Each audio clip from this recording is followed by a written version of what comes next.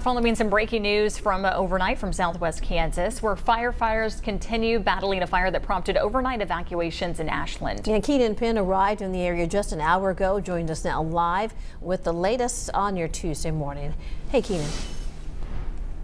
Yeah, Brittany and Felicia, we're here just west of Ashland. We're here in the middle of it, so we have a number of crews on scene here. So from one side, you're seeing where things were untouched, but if you follow me just over here, for several miles, this was anything but the case for quite a bit of that space. Now, we spoke to first responders that have been on this scene all overnight, and here's some of the things that they tell us. This is the result of 3 fires that merged together overnight over the past several days, and an evacuation order that was over Ashland was lifted just around midnight. Now, no structures were lost, and crews are still on the scene monitoring these hotspots and making sure that the fires that is now contained stays that way. This actually stretches down a couple miles, so in the distance we can actually see some of those crews that are still on scene. Now, Highway 160 was closed just west, but we were told that was open at about 3 a.m. this morning. Now, as more information becomes available and crews continue to battle the fire, we'll be sure to keep you updated right here and online and on our 12 News app. I'm reporting live in Clark County. Keenan Penn,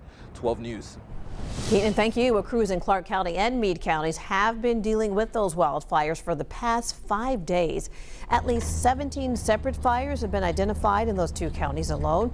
So far, the fires burned more than 100,000 acres. As of Monday, Meade County Emergency Management say the fires destroyed 3 homes, hundreds of miles of power lines, and there have been no deaths from the fires. But we do know 1 person is in the hospital. The state fire marshal's office says they believe these fires started from lightning strikes. And you may remember this area also dealt with large fires in February. So you have to imagine all the crew that are down there, the local departments have already been stretched thin from the scenario back in February, and now this is popping up again. You know, thought we were on the end of our wildland fire season, and this late one has snuck in there.